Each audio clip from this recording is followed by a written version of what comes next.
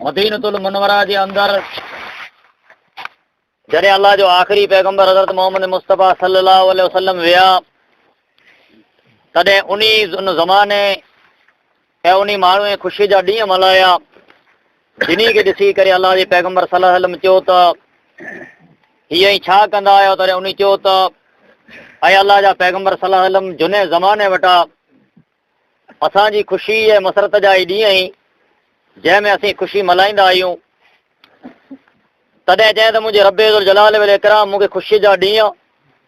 ॿ अता कया आहिनि, जंहिंमें हिकिड़ी ईद उल फितर रमज़ान खां बाद ईद अचींदी आहे, ॿई ईद उल ज़ुहा जेका ईद क़ुर्बान जे नाले सां मशहूरु आहे। तंहिंखां सवाइ को पण असांजो ख़ुशीअ जो ॾींहुं मुस्लमान जो न आहे। इन ॾींहं जे अंदरि मुस्लमान खे अल्लाह ताला जल शानहू अहिड़ी ख़ुशी न जिन ख़ुशीअ जे अंदरि अल्लाह ताला नाराज़ थी पए, बल्कि जेतिरो ॾींहुं आहे ख़ुशीअ जो एतिरो ॾींहुं तकबीर तहलील तस्बीह अल्लाह जी हमद ज़िक्र तंहिं में पूरो करण जो अल्लाह ताला पाण मुस्लमान खे हुकुम करे थो। ख़ासि करे ही इस्लामी साल जो आख़िरी महीनो आहे, ज़ुल हज जो महीनो, जंहिंजे अंदरि इस्लाम जो आम फरीज़ो हज जेको आहे अदा कयो वेंदो आहे, जो इस्लाम जे लिहाज़ सां तमामु बेहतरीन फरीज़ो आहे। इन महीने जो चंड ॾिसण खां वठी करे ऐं 13 तारीख़ विचई सूदी हर निमाज़ खां बाद तकबीर चवणी, अल्लाहु अकबर ला इलाहा इल्लल्लाह वल्लाहु अकबर वलिल्लाहिल हम्द। घटिए गलिए चौराहे मेले रस्ते राह जे अंदरि हर वक़्तु जॾहिं यादि पए तॾहिं पाण तकबीर तहलील ज़िक्र करण जो अल्लाह ताला हिन महीने जे अंदरि हुकुम करे थो।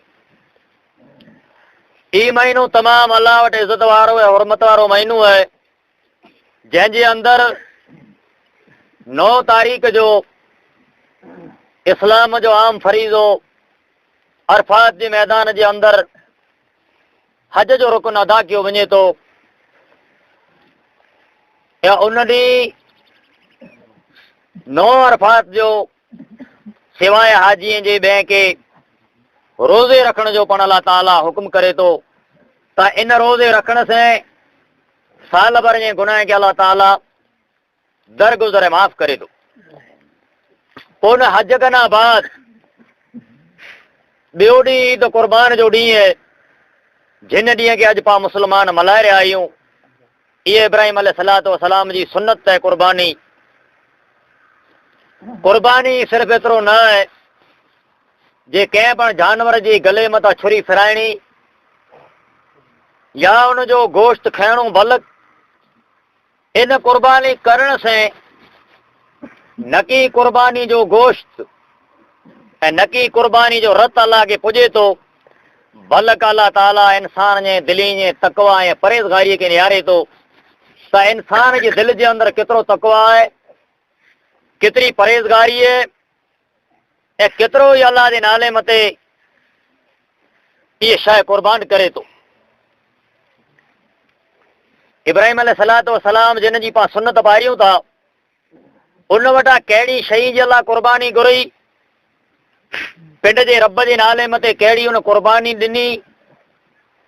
पंहिंजे करे सुन्नत पारियूं था त क़ुर्बानी पण उहो करियूं था जंहिंजो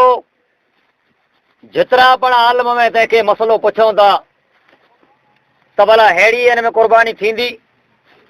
एतिरे ॿिए मथे विझी छॾिणो जो पिंड मथे बार खणी पाण खे जवाबु ॾे त पाण क़ुर्बानी करे छॾियूं, मतिलबु त आग पाण मथां लाहे छॾिणी जी क़ुर्बानी असां कई।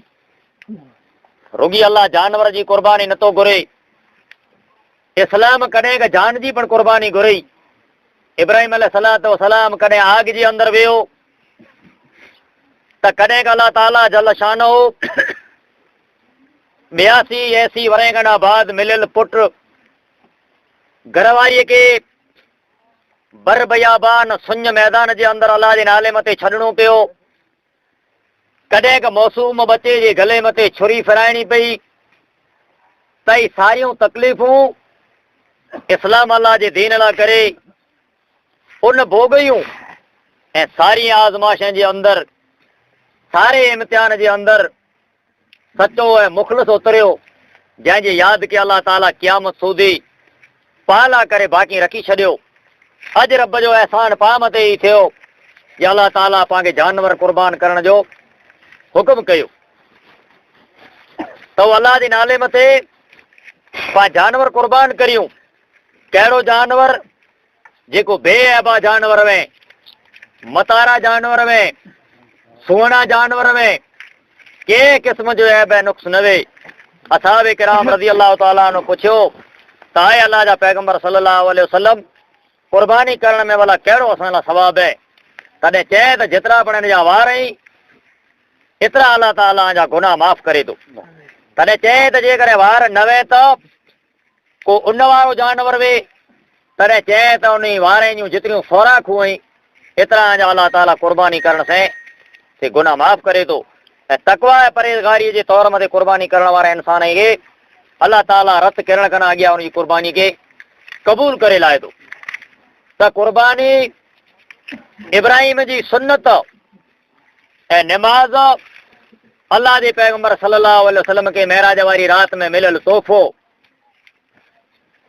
कंहिं पण हाल में निमाज़ पाण खे माफ़ न आहे। क़ुर्बानी पाण वटां न थी सघे, पंहिंजे अंदरि ताक़त न वे, जानवर अहिड़ो गिनी सघूं एतिरी पाण में पहुजत न वे त अल्लाह जे पैगंबर सल्लल्लाहु अलैहि वसल्लम चयो त उन इंसान खे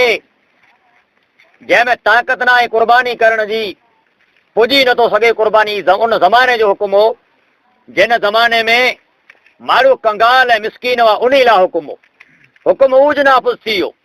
क़यामत सूदी ऊज हुकुम हलंदो, पाण लाइ हुकुम न आहे। पाण उन हाल जे अंदरि न आहियूं। उन जे घर जे मथां ॿ महीने जा चंद्र मटे विया, चुल्ही जे अंदरि टांडो न भरियो, उन माण्हू लाइ हुकुम हो। पाण बाज़ारी जे अंदरि ईद मथे होटल में पाणी न छॾियो, जेको पाणी जो ई पण पाण न छॾियो, बाक़ी त इहो हुकुम पाण लाइ करे न आहे, उन लाइ करे हुकुम हो। जंहिंजे घर मथे ॿी महीने जा चंड मटे विया, मगर थोरे मिलियल खीर या खजूर जी पीछीअ मथे उनजे पिन जो गुज़रान करे लाथो, उन माण्हू लाइ हुकुम हो। त असल क़ुर्बानी जेका आहे से जान जी क़ुर्बानी जे इंसान पहिरीं फर्ज़ जेको आहे निमाज़, जंहिं निमाज़ कना अॼु पाण लम्हा ऐं दूर आहियूं, पंहिंजा कुटुंब में कबीला बेदीनाई जा अॾा बणिजी चुका आहिनि। इन निमाज़ खे पहिरीं पाण अदा करियूं, उन खां बाद अल्लाह ताला पाण खे क़ुर्बानी करण जो हुकुम करे थो। निमाज़ इस्लाम जो ॿियो रुकन आहे। अक्सर मुस्लमान ऐं गैर मुस्लिम जे घर जूं मेले जूं फरीअ जूं निशानियूं हुयूं। पहिरियों जो जॾहिं टाइम थींदो हो त मुस्लमान जे घर में ॼाणो अल्लाह जे ज़िक्र जा आवाज़ अचींदा हुआ, ऐं गैर मुस्लिम जे मेले ऐं उन घर में जा गायने जा आवाज़ अचींदा हुआ। तंहिंजे बावजूद पंहिंजा घर जे करे सवेरा दरवाज़ा खुले था त या त माल जी ॾुआईअ लाइ या खेत्रनि जे कमे कारे लाइ करे, पर अल्लाह जे नाले लाइ करे पंहिंजे घर जा दरवाज़ा नथा खुले। दुनिया जो कमकार वे दफ़ा वेला उथियूं था अल्लाह खे यादि करण ख़ातिर, इन टाणे पर नथा उथियूं जिन टाणे पहिरों जो टाइम हुए थो ऐं बहितरीन वक़्तु हुए थो, ऐं अल्लाह जे मलाइकनि जो नुज़ूल थिए थो, ऐं बाने जूं दुआऊं क़बूल थिए थियूं। ऐं अल्लाह ताला इन वक़्त जो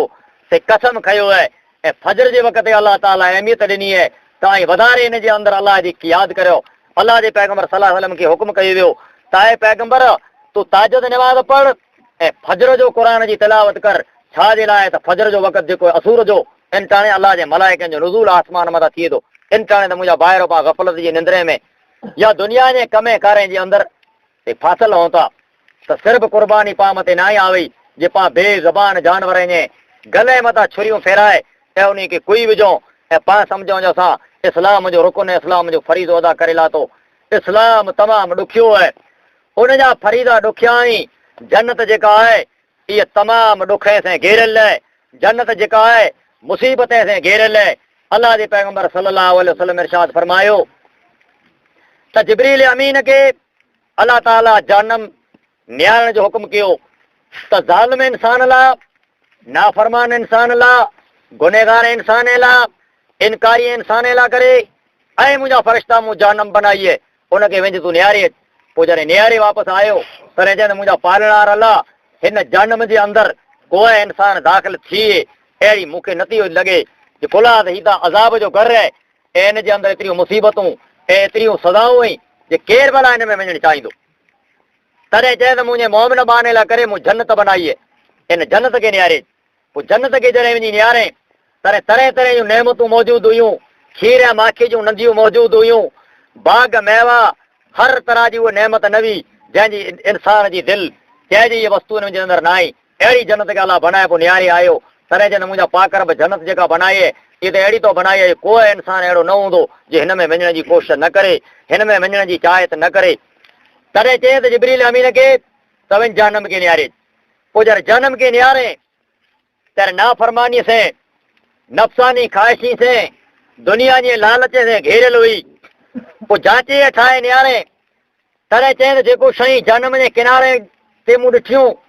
नथो लॻे जे को दुनिया जो इंसान हिन जहन्नम खां बची सघे। पोइ वापसि जॾहिं आयो तॾहिं चवंदा मुंहिंजा परवरदिगार आलम हीअ जेको शइ हिन जे किनारे मथे मौजूदु हुई, हीअ जेको मूं शइ ॾिठियूं एतिरे मूंखे नथो लॻे जे आदम जो औलाद इन शइ खां बची सघे ऐं जहन्नम में न वञे। पोइ चए त जन्नत खे नियारे। पोइ जॾहिं जन्नत खे नियारे तर मुसीबतें ॾुखें आज़माशें तकलीफ़ में घेरियल हुई। तॾहिं चए त मुंहिंजा पालणार अलाह जन्नत खे मूं ठाहे जाचे नियारम। मूंखे नथो लॻे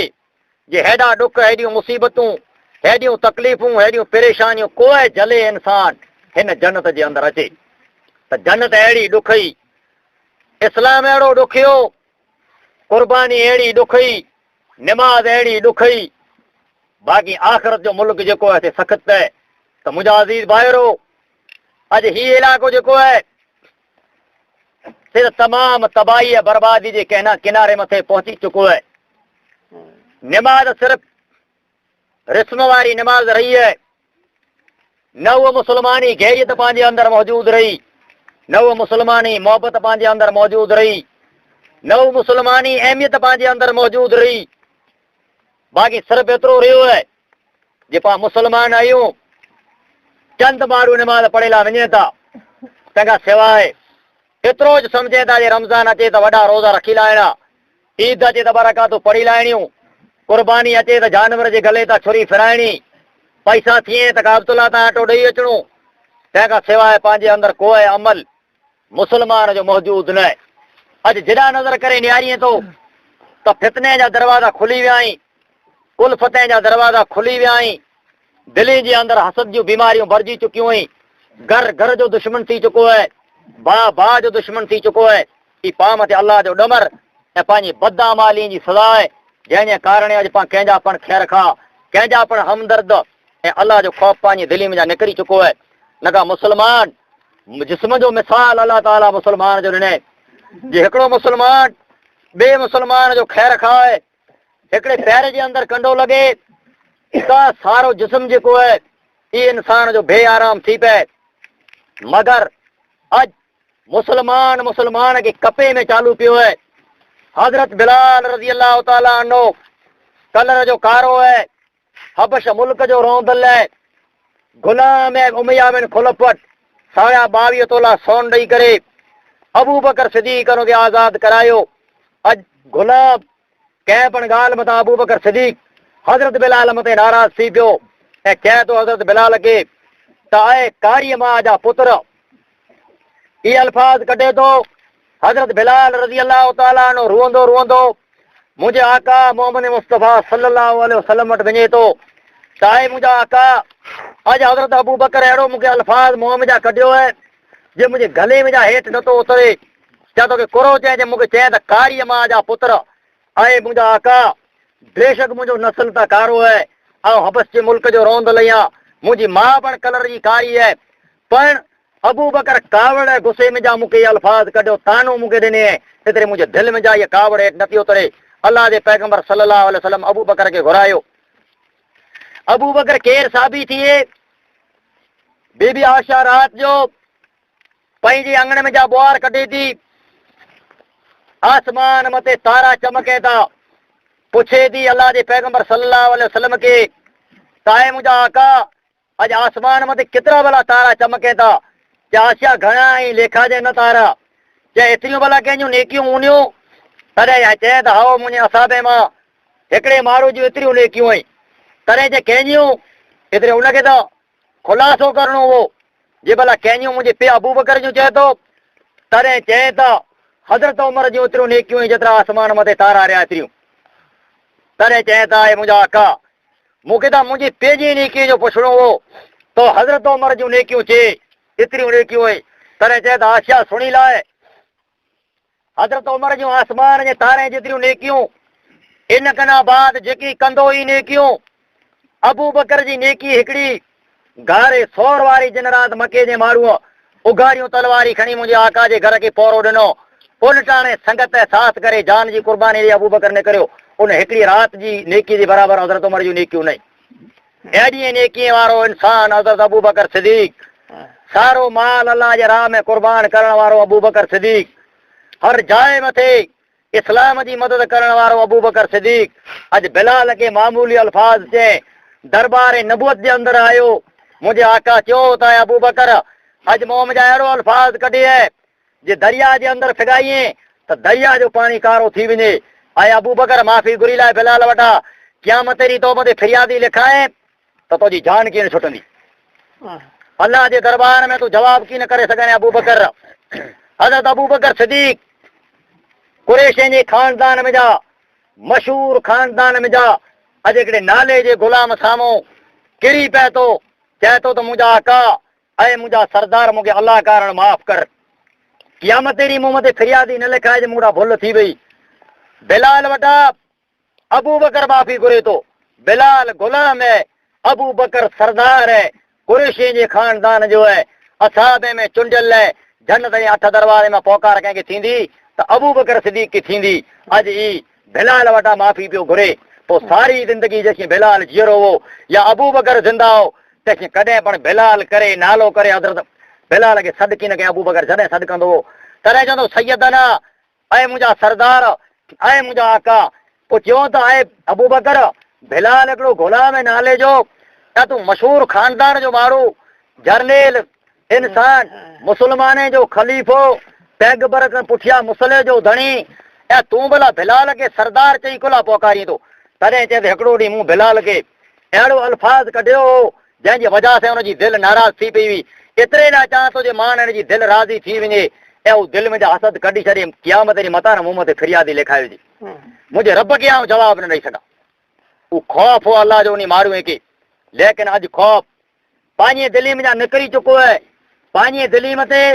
अहिड़ो त गुनाह जो किट चढ़ी चुको आहे जे कोई इस्लाम जी ॻाल्हि पंहिंजे दिलि मथे असर नथी करे। मामूली मामूली लॻिशूं, मामूली मामूली ग़लतियूं तंहिंखे दरगुज़र करे लाइ करे पाण तयारु नथा हो। सदियूं ऐं साल मटे वञे, जमातनि जे अंदरि इख़्तिलाफ़, ईदनि जे अंदरि इख़्तिलाफ़, होटल में बेरा, छकड़े में बेरा, बसी में बेरा, बाज़ारी में बेरा, कब्रस्तान ते बेरा। भल निमाज़ जॾहिं पढ़े जो टाइम अचे तॾहिं ईद बेरी कीन पढ़ंदासीं, चाहे निमाज़ चाहे जुमे जी मस्जिद में बेरी कीन पढ़ंदासीं, चाहे तुरावी ते बेरी कीन पढ़ंदासीं। मुंहिंजो ॿाहिरो ई मुस्लमान जो कमु न आहे।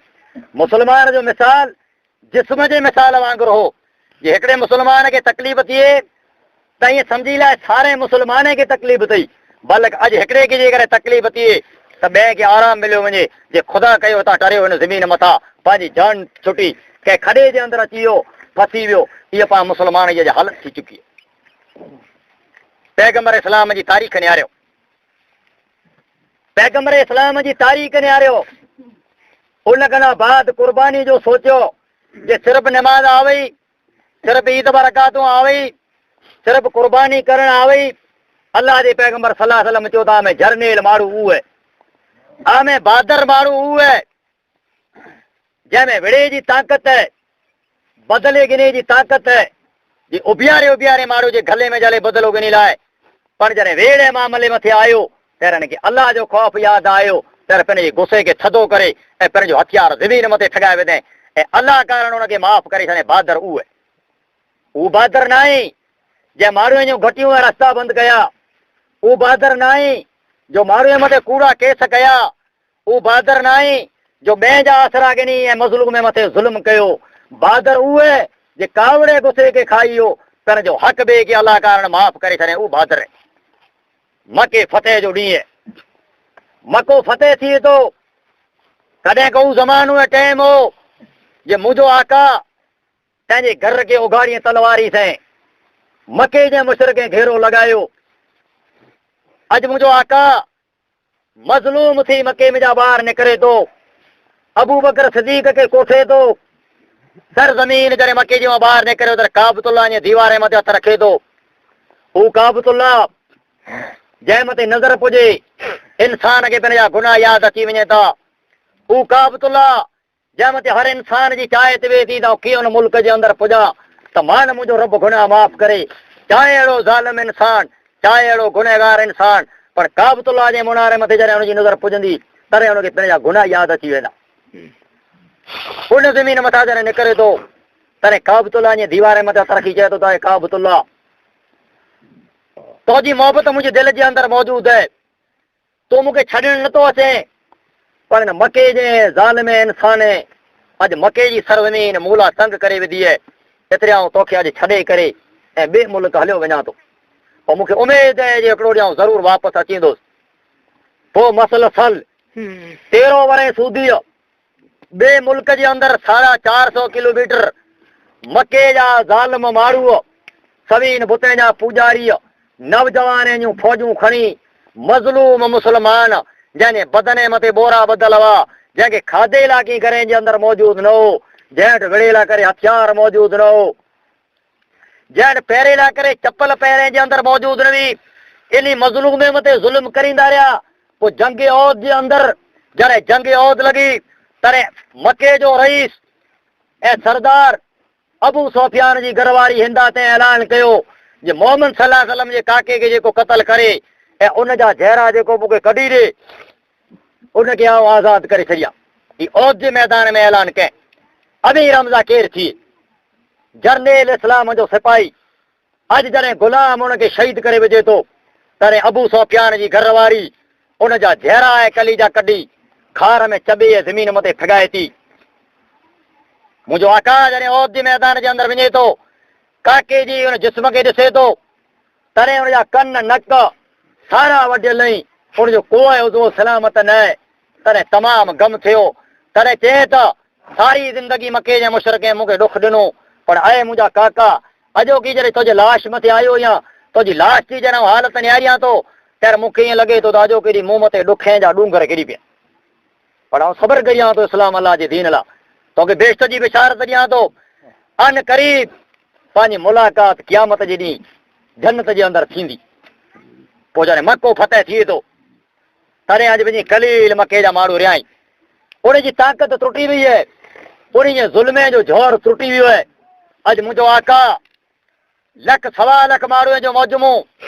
असहाबे किराम जो खणी करे अॼु कामयाब सुपे सालार बनी, अॼु फौज जो जर्नेल बनी करे मके जी वादीअ में जॾहिं दाख़िल थिए थो तॾहिं हिन फौज जे अंदरि उहो माण्हू मौजूदु हुआ जंहिंखे कॾहिं का कलमे भरण जे जुर्म में उठे जी चमड़ीअ में ॿधी करे ऐं कारे में मके जे मुशरिक़ फिगाए छॾियो हो।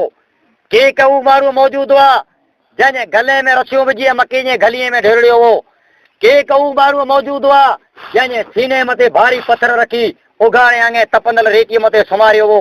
के उहो माण्हू मौजूदु हुआ जंहिंजी ॿुढड़ीअ सितर भरे जी औरत खे उठे में टंगू ॿधी करे ऐं उनखे चीरे ॿ टुकर करे उनजा अखियूं अॻियां फिगाए छॾियो हो। अॼु मरे माण्हू इस्लामी फौज जे अंदरि मौजूदु हुआ। अॼु भला इस्लामी लश्कर मके जे अंदरि दाख़िल थिए ऐं ज़ुल्म करण वारा दुश्मन मके जे अंदरि मौजूदु हुए। पंहिंजी भला दिलि गवारा करे थी जे अॼु भला इन खे माफ़ कयो वञे। अॼु उनखे यकीन थी वई जे अॼु इन ज़ालिम कना बदिले गिरण जो ॾींहुं अची वियो आहे ऐं मके जे मुशरिक़ खे यकीन थी वई जे अॼु असांजी औरतूं बेवा बननियूं, अॼु असांजा बच्चा यतीम बनंदा। जॾहिं मके खे ओॾो लश्कर आयो तॾहिं इस्लाम जे सुपे सालार जंहिंखे वमा अरसलनाक इल्ला रहमत लिल आलमीन जो लक़ब ॾिनो वियो हो, हिन ऐलान कयो त अॼु न की ज़ुल्म करण जो ॾींहुं आहे, अॼु न को क़तल करण जो ॾींहुं आहे, अज न को गैरतगरी करण जो ॾींहुं है, अज न को खून हारण जो ॾींहुं है, अज अमन जो ॾींहुं है। ऐं मुसलमान जा लश्कर अज जेको हथियार ठगाए वेजे तंहिंजो नालो न गिनजा। अज मुंहिंजो दुश्मन अबू सुफियान तंहिंजे घर में जेको डरी वञे तंहिंजो नालो न गिनजा। दुश्मन खे पाण माफ़ करियूं, अबू सुफियान मुंहिंजो दुश्मन न, पर इन जे घर में जेको पनाह गिने तंहिंजो नालो न गिनजा। ही कंहिं चयो? जंहिंजो पाक कलमो भरियूं था, जंहिंजी सुनत पारे अॼु पाण ईदगाह जे अंदरि आया आहियूं, उन जो तरीक़ो इहो, उन पाण खे डस ई ॾिनो आहे। उन ऐलान कयो त अबू सुफियान जे घर में अबू सुफियान केरु है? जंहिंजी घरवारी इन जी जर्नेल काके जा उज़वा कटे, जंहिंजा ॼहा कढी कलीजा कढी मुंहं में चबे औद जे मैदान में सगाए तंहिंजो घर है, तंहिंजे जे घर में डरी वञे ऐं दरवाज़ो बंदि करे छॾे तंहिंजो नालो न गिनजा। काबतुल्लाह जे अंदरि अची वञे तंहिंजो नालो न गिनजा। मुसलमान चयो त अॼु त अहिड़ो ऐलान करे छॾे, अॼु बदिले गिनण जो ॾींहुं हो दुश्मन जे वटां, पर असीं लाचार ऐं बेवस थी वियासीं। दुश्मन जेको आहे, कातल जेको आहे, ज़ुल्म करण वारा जेको आहे, उन खे यकीन थी वई त असांजो अॼु मौत है। औरतूं मके जूं मजबूर थी वियूं। पोइ मके जे अंदरि जर आयो 360 बुतें खे जर किराए काबतुल्लाह साफ़ कयं त दरवाज़ो पकड़े ऐलान कयं त आहे मुंहिंजूं मके जूं माऊं ऐं मके जूं भेणूं ऐं मके जूं धीअूं, अॼु आऊं आनियूं चादरी छिनेला करे न आई आयोसि, भलका जे मथे मथां चादरी विझेला करे आयो या। ऐं मके जा मुंहिंजा बचला ऐं मुंहिंजा पुट खे यतीम करेला न, भलका जो पे बणिजी करे मके में आयो या। ऐं मके जा मुशरिक ऐं सारी ज़िंदगी मूं मथे ज़ुल्म करण वारा, अॼु आऊं आम माफ़ी जो ऐलान करियां थो। अॼु को हथियार ठॻाए वेजे तंहिंखे माफ़ी, अॼु को मुस्लमान थी मूं वटि अचे तंहिंखे माफ़ी। तर अकरमा जी घरवारी आई अबू जहल, जंहिं जबल सफ़ा जे दामन में विचई नमाज़ पढ़ण जे वक़्त में सजदो करे जर साऊं थियो, तैर चिटे या पत्थर मुंहिंजे आका खे आयो, पेशानी त्रोड़े विधे, रत जा फुआरा निकिरिया, मुंहिंजो आका घरे वियो, बेबी फातिमा रोअंदी रही ऐं उनखे रत उगंदी रही। अहिड़ो अबू जहल जे काबतुल्लाह में सजदे जी हालत में उठेनियूं ओजरियूं ढिरड़े करे मुंहिंजे आका जे कंध मथां ठॻायूं। उहो अबू जहल ज़ालिम जंहिं नौजवान जी फौज खे तयारु करे मुंहिंजे आका खे क़तल करण लाइ करे फौज रवानी कई। उहो अबू जहल जंहिं 1000 दीनार ऐं 100 उठनि जो मोहम्मद सल्लल्लाहु अलैहि वसल्लम जी सर जी क़ीमत मुक़ररु कई, जेको मारे अचे तंहिंखे इनाम ॾिया।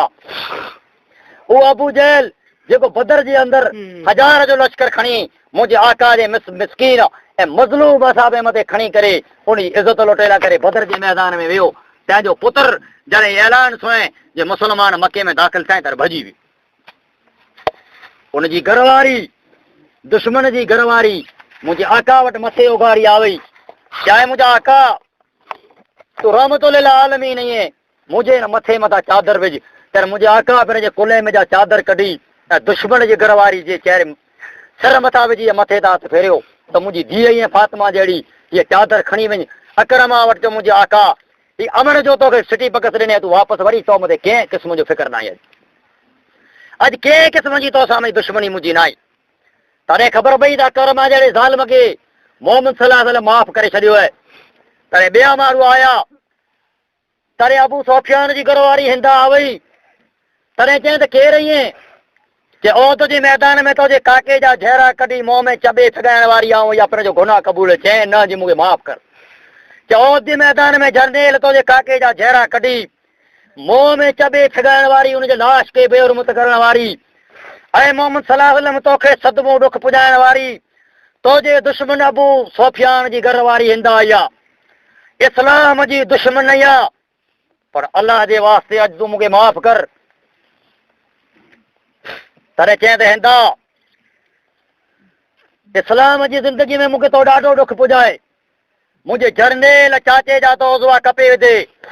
पर अॼु काबतुल्लाह जे दरवाज़े में हली आई आहीं, अल्लाह कारण मूं तोखे माफ़ करे छॾियो, वञ तोखे माफ़ कई। अबू सुफियान खे माफ़ कयो, तो मथे कंहिं क़िस्म जो अॼु गुनाह न आहे। पोइ गुनहगार आया पे, अल्लाह जो पैगंबर सल्लल्लाहु अलैहि वसल्लम माफ़ी जो ऐलान कंदो आयो, कंहिंखे न चई मूं मथे दुख ॾिना आया। आख़िरकार उहो इंसान आयो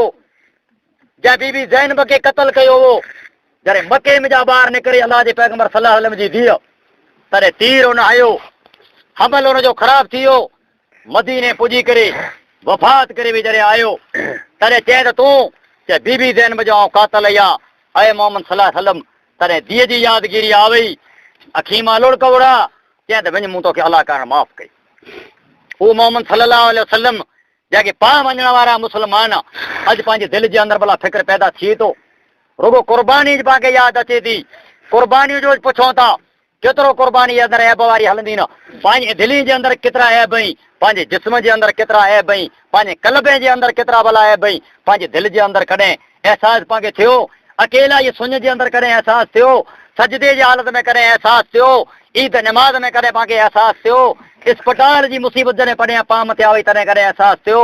कोर्ट जे दरवाजे मथे कॾहिं पाण खे अहसासु थियो या ज़ालिम इंसान या ऐं कुला भला ॿिए खे नथो माफ़ करियां त मुंहिंजा भाइरो अल्लाह जे पैगम्बर सल्लल्लाहु अलैहि वसल्लम त आम माफ़ी जो ऐलान करे छॾियो पर माफ़ी त पछम मां लॾे वई आहे जे कंहिंखे माफ़ करण त पंहिंजे दिलि जे अंदरि न आहे जे पाण पुॼी सघूं त जेतिरो पाण वटां ॿिए मथे ज़ुल्म थी सघे तंहिंमें पाण कीअं कमती नथा रखूं पर पंहिंजी नेकी में कीअं फ़र्क़ु नथो थी नमाज़ पण पढ़ूं रोज़ा पण रखूं क़ुर्बानी पण करियूं ज़कातूं पण ॾियूं पण शरारत जेका रही इहे हिन इलाइक़े में जा विञण वारी न आहे त इहा अलाह जी पाण मथे लानत ऐं बर्बादी आहे जे हिकिड़ो ॾींहुं पाण मथे उहो थींदो जे कोई घर कंहिंजो ख़ैर खां न हूंदो अलाह जे पैगम्बर सल्लल्लाहु अलैहि वसल्लम जे ज़माने में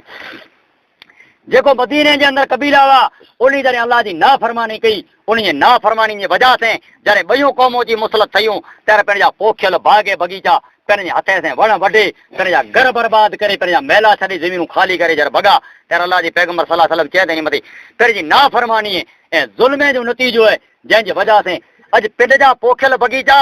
पिंड जे हथ में कपींदा वञे पिया त हिकिड़ो ॾींहुं पंहिंजे नाफ़रमानी जे ज़रिए पाण मुस्लमान ऐं पछम जे माण्हू मथे पण उहो ॾींहुं अची थो जे हिकिड़ो ॾींहुं पंहिंजूं ज़मीनूं पाण खे ख़ाली करणियूं पवंदियूं ऐं पाण मथे हिकिड़ो ॾींहुं जोड़ो वसंदो जेको क़ौमूं पिंड जे अंदरि इख़्तिलाफ़ कयूं जंहिं क़ौम पिंड जे अंदरि दुश्मनियूं कयूं उन ताक़तूं टुटी वियूं घर घर थी अलंग वेही रहिया ऐं ॿियनि जो शिकार थी विया त मुंहिंजा भाइरो अपील इहा आहे जे दिलि खे इंसान जेको रहियो अलाह कारण आहे माण्हुनि खे माफ़ करियो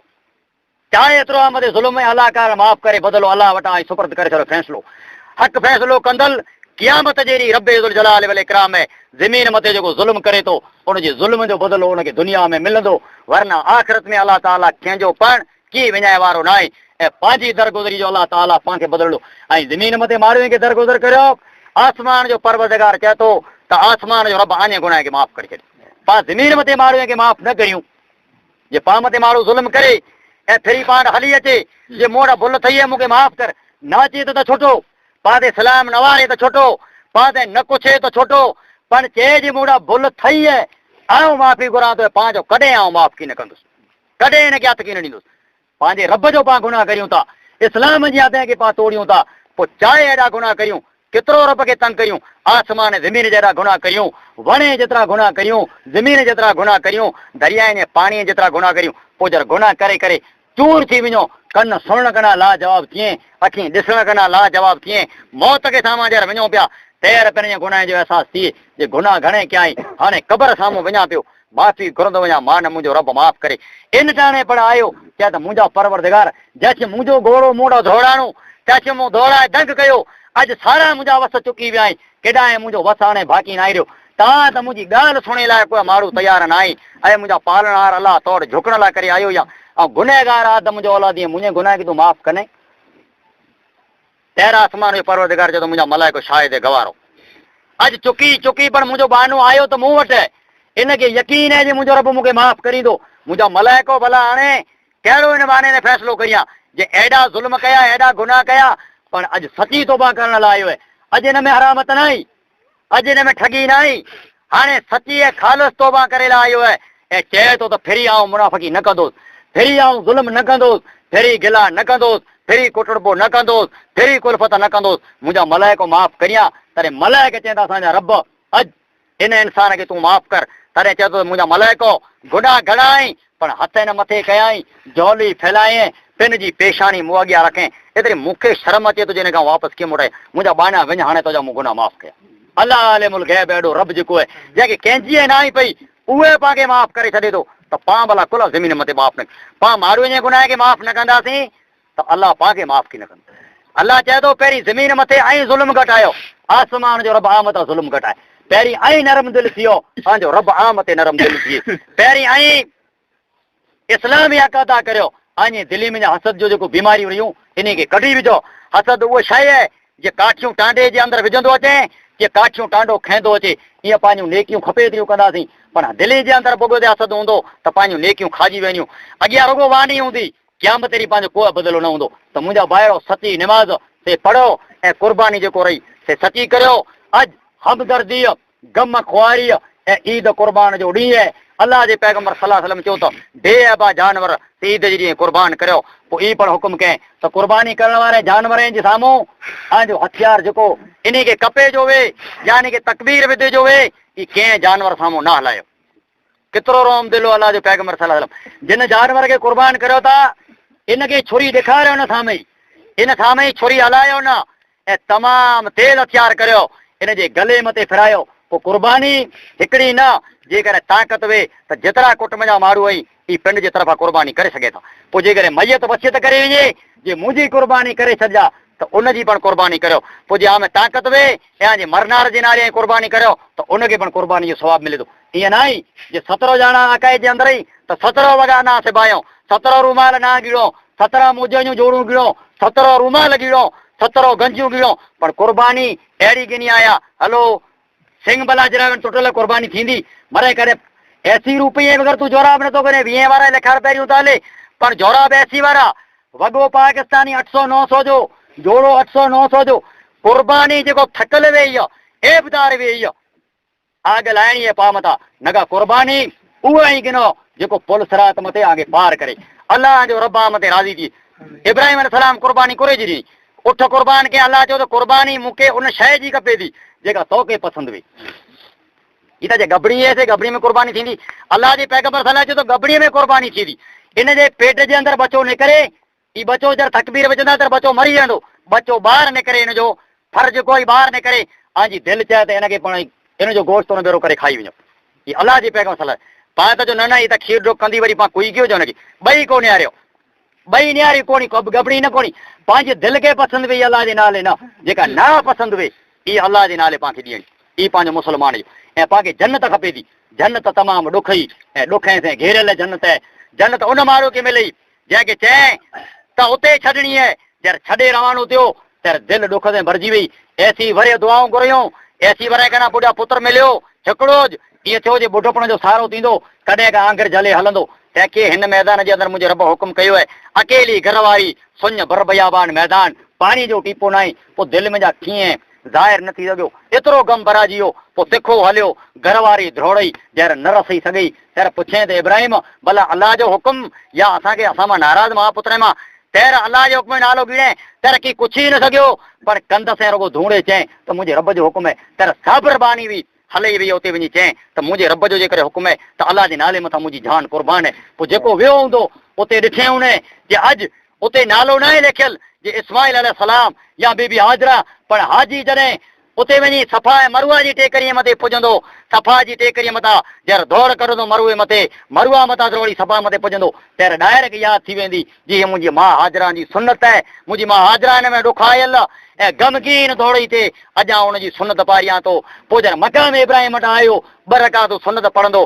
तर इब्राहिम जी यादि हिनखे अचींदी जे मुंहिंजे पीउ इब्राहिम जी यादि आहे हे मक़ाम इब्राहिम आहे जंहिं मथे मुंहिंजे पीउ काबतुल्लाह जूं दीवारूं तामीर कयूं उन जे पगे जा निशान मौजूदु हुई पोइ मिना जी जर कुर्बान गाह में वेंदो तर इस्माइल यादि अचींदो जे सगीर मौसूम बचलो त पिण जे गले मथे छुरी फिरण लाइ पिण जे पीउ खे वसीदूं कयूं इहे उन जूं यादूं हुयूं जंहिं कम हुअण जे बावजूदि उमेदूं हुअण जे बावजूदि अल्लाह जे नाले मथे पहिरियों जानी कुर्बान करे छॾियूं त मुंहिंजा ॿाहिरो हिकिड़ियूं कुर्बानियूं उहो करियो जेको पंहिंजो रत ज़मीन मथे किरण खां अॻियां अल्लाह खे पसंदीदा थी वञे ऐं ॿियो शरारत खां पासो ॾियो अल्लाह जे पैगम्बर सल्लल्लाहु अलैहि वसल्लम हिन ज़माने जी पेशन गोई कई आहे जे उहो ज़मानो अचींदो जिन ज़माने जे अंदरि फितने जा दरवाज़ा खुली वेंदा सिज ओले फितनो ईअं अचींदो जे ऊंधाओ अचे ईअं अचींदो जे फितने जा दरवाज़ा खुली वेंदा अहिड़ो घर न हूंदो जंहिंजे अंदरि फितनो न वे अहिड़ो कुटुंब न हूंदो जंहिंजे अंदरि फितनो न वे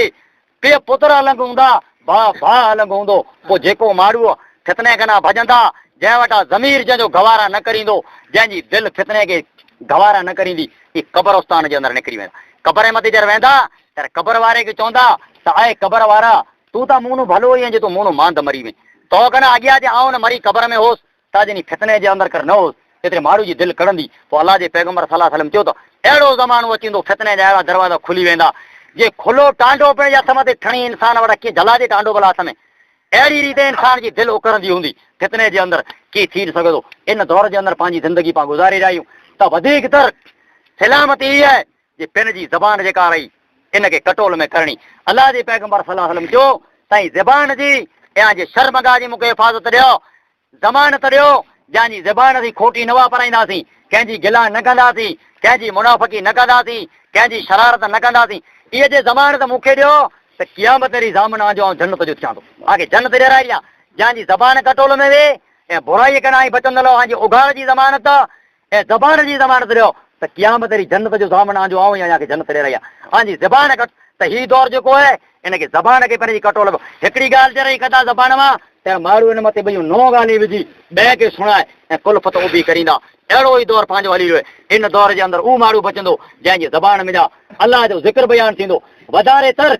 मस्जिद पंहिंजा घर धंधे करे जे अलाह मनाई न कई हक़ जी रोज़ी जी ॻोल्हा हिते पण करियो कच्छ जे अंदरि करियो ॿाहिरां मुल्क खे वेंदा रहो अलाह पाक धंधे जी मनाई न कई मनाई जे करे कयईं त हसद जी बीमारी शरारत कुल्फ़त ऐं फितने जी अलाह मनाई करे थो फितने खां तौबा करियो जेको माफ़ी घुरे तंहिंखे अलाह कारण माफ़ करियो जेको सचे दिलि में हथ ॾे उनखे मोहबत में हथ ॾियो जेको मोहबत मां सलाम वारे उन मथे मोहबत से सलाम वारियो अलाह जे पैगंबर सल्लल्लाहु अलैहि वसल्लम जो पाके ई तरीक़ो आहे इस्लाम जो ई रुकन आहे जे मुस्लमान जो कमु आहे जे मुस्लमान से 3 ॾींहं सूदी नाराज़ न रहे पाण मथे ज़ुल्म कयईं पर पोइ पाछो पाण माफ़ी घुरे त पाण माफ़ी ॾियणी खपे अलाह वटि मुंहिंजी दुआ आहे त अलाह ताला पंहिंजे इलाइक़े खे आबाद रखे पाण सची कुर्बानी करण जी तौफ़ीक़ अता फरमाए अलाह हिन फितने जे दौर कॾा सारे आलिम इस्लाम खे महफ़ूज़ रखे अलाह आलिमुल गैब